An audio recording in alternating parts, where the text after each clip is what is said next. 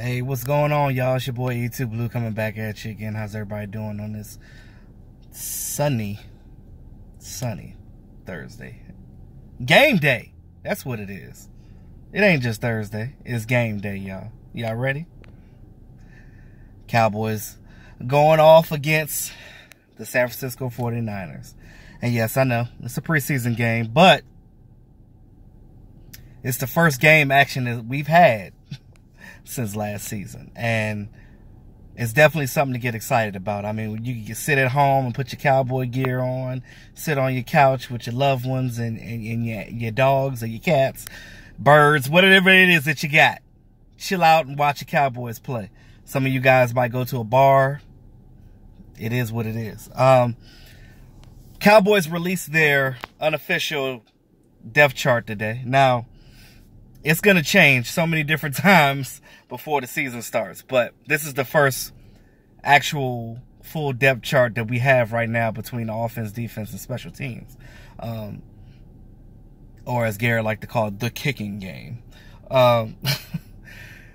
This is the first depth chart that we had that came out. And when I look at it, some of the stuff is a no-brainer. Like Dak Prescott, Ezekiel Elliott, the whole offensive line. Even with the offensive line, you look at what we have with Connor Williams. Now, coaches had already said that Connor Williams, that's his spot to lose. And I don't think he's going to lose it because he's been pretty solid in training camp so far. I mean, again, even the all-pro guys lose a battle here and there. It happens because you want your defensive guys to show some type of grit. So it is what it is. But Connor Williams been holding it down, and he's definitely solidified that left guard spot. So he's the new addition on that line. So as time goes on and they're playing together, hopefully by the start of the season, man, they're gonna be a nice little cohesive line, and I'm looking for that. So, you know, you got your Dak, you got your Zeke, and Jameis Olawale as the new fullback that we have on the team, replacing Keith Smith that left for the Raiders. Almost like a swap, almost, if you think about it. I think Jameis Olawale is going to make a big difference. Of course, you're not going to see him much in training camp because they don't really do much with the fullback in training camp. They use him more like a wide receiver, running back anyway. But again, we already know what Jameis Olawale can do. I know you guys seen the tape. I've spoken about him earlier in the offseason about all things he can do. So, you know, go back and look at those videos to see what I was talking about. But I think that his addition here gives our offense a lot of breathing room as far as creativity that we can possess. That is, if Scott Linehan gets off his ass and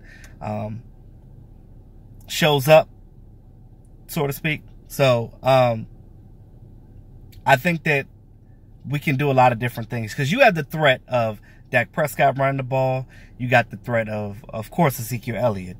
Now you have the threat of Olawale not just blocking, but he can catch the ball out the backfield. He can run the ball himself, and he's a pretty sturdy back. I mean, he's good in goal line situations as well. So, I mean, it's as many possibilities as that. Now, also, if you add Tavon Austin to that mix too, that's another one. So with your tight ends, you got Jeff Swain as a starter. That's a no-brainer because he's been here the longest and knows the offense more than anybody else. But again, this depth chart can change, and it will. For most positions, it probably won't, but for a couple of guys here and there, it's going to switch up some. So wide receiver, you got Allen Hurns at the top, Cole Beasley, Terrence Williams. Those are your three for the first team, and that's pretty much what you got for the offense for your first team. That is definitely what I expected. We don't know outside of those three who else is going to make the team. We know that Michael Gallup is most likely going to make the team. He's a third-round pick. Cowboys don't just give up on their draft picks that easily. That's why Chaz Green is still on this team. Defense. So you got your two defensive ends. You got Tyrone Crawford, and then you got D-Law. Now, with the guys that we have now that can play on the inside, there's no need to keep Tyrone Crawford on the inside anymore. Keep him as an end. Let him do his thing.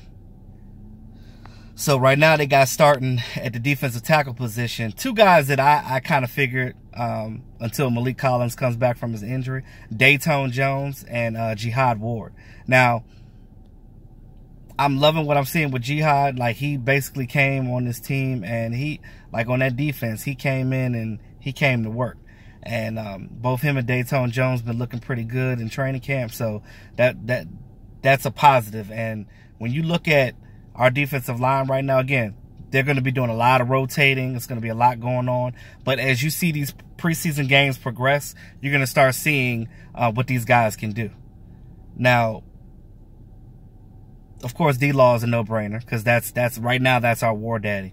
Tyrone Crawford, you know, he's had his ups and downs. But again, you got to also realize, too, they kept moving him different places on the line. He said himself he likes playing on the outside, and that's what it is. When I look at linebacker, one of the starters, I noticed that they didn't have Leighton Vander Esch on the first team. Now, he is a first-round draft pick, and I think a lot of that has to do with, you know, just him not being here and not knowing the offense as well. Makes sense. It makes a lot of sense. It makes a lot of sense in that aspect, because at the same time, you know, you don't want to. You want to throw your young guys out there, but you don't want to give them too much. You want to ease them in, because you want to make sure that they learn everything fully, to the point that when they actually get on the field, they don't have to think. They can just go out there, play, and react. Trust me, I played linebacker before, not in the league, not in the NFL. I never got a chance to get to that level, but as a person that played the position myself, I know that when you're comfortable and you know what you're doing, it makes your job much easier, because all you have to do is read and react. You see what's going on. You see what formation the offense is running. And a lot of times it's something you've seen before. Especially if you're a person that studies tape a lot, you kind of know the other team's tendencies. Even if you never played them before, you can see some of the things that they do commonly, which is another reason why the Dallas Cowboys, when we're playing on offense, sometimes it looks as though teams know what we're going to do, because the simple fact that when they watch tape on us, they see us do these same 5 things over and over again. So because of that reason, you got to learn how to switch things up, and that's imperative. You look at okay, so Jalen Smith and Sean Lee, no brainers, but they had Damian Wilson in on the strong side linebacker. You got Jalen Smith at in the middle, and then you have Sean on the weak side. That's where Sean plays best, on the weak side. I thought they were going to put Leighton Vander Esch, but again, that can change. If Leighton Vander Esch proves himself in preseason, that can probably change. He might take Damian Wilson's spot on that front. But right now, I think that they did the depth chart solely on experience and how the guy's been here the longest, which kind of makes sense right now. So for your 3 corners, you got Byron Jones, I'm sorry, Byron Jones, Chidobe Awuzie, and Anthony Brown. Those are the 3 I would expect it. Safety, you got Jeff Heath and Xavier Woods. Now you notice that Jordan Lewis is not there, but I'm gonna be talking about him in a second, because they have him starting on special teams, but they don't have him starting on defense. Not saying that they don't trust him right now. It's more so of, you see what Anthony Brown and Chidobe Awuzie and Jeff Heath and all of them were doing in training camp. I guess the team trusts them more to be first teamers at this exact moment. So that's why they're going that route. Again, the list is going to change. This is just right now, Thursday, for preseason game. Now, you're going to go into the game, you're going to see, okay, well, that didn't work. They're going to have to switch some things around and go over here. Because, again, it's 90 players on the roster right now. And not all of them are going to play. But at the same time, you got to look at, you can tell by where they put these players, where they expect them to be and what they think about them. So that's pretty much that. I know that safety position is not settled. Now, I don't know if Earl Thomas is going to be on the team, or they're going to get somebody else outside from another person's practice squad, or a veteran that might be cut from a team for whatever reason. Again, this roster ain't done. And before cut time, before we have to cut down to 53, I'm pretty sure that it's going to be a situation where it might be a trade, it might be somebody released and they go pick up somebody else. I mean, it's a whole lot of variables because, like Jason Garrett said, player acquisition is 365 days. In season, off season, draft time, training camp, it don't matter. Player acquisition is all day, every day. It's like 7-Eleven. It's 24/7. But yeah, so that's pretty much the day one starters for the defense and the offense. So then you got the special teams. We already know the special teams for the most part. You know, you got your Chris Jones, Dan Bailey, LP Laddiser. Nobody's unseating him at that long snapper position. But what's funny to me is what they had. So they had Jordan Lewis as the kickoff return specialist. And I know he did it some in preseason last year.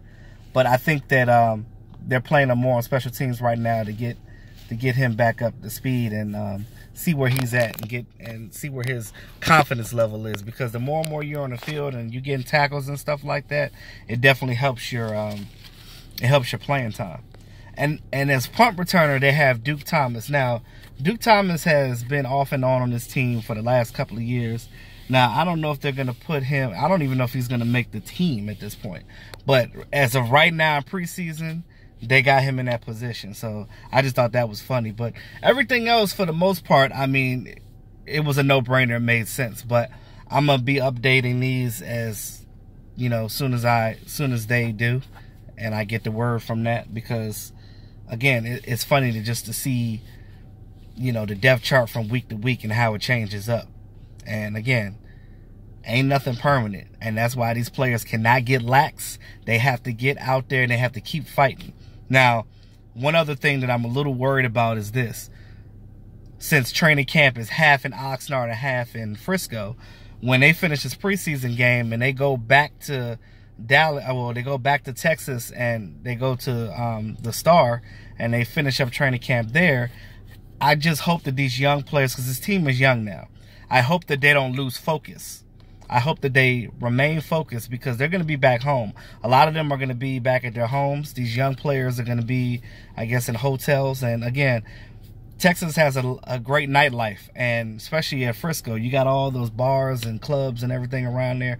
So I just hope that they stay focused when they come back for the second half of training camp, because it ain't over. And if you're a guy on the bubble, you better have your ass in practice, and you better be out there doing what you need to do to make this team, because at the end of the day, they will cut you if they feel like you're not focused and if they feel like that you're not doing what you need to do as a player. So that's it and that's all. So with that being said, yo, it's your boy E2 Blue. Thanks again to all my subscribers. I appreciate y'all. Like, share, comment. If you haven't subscribed yet, go ahead and fiddle around with that subscribe button. It's your boy E2 Blue, always keeping it real. Talk to y'all soon.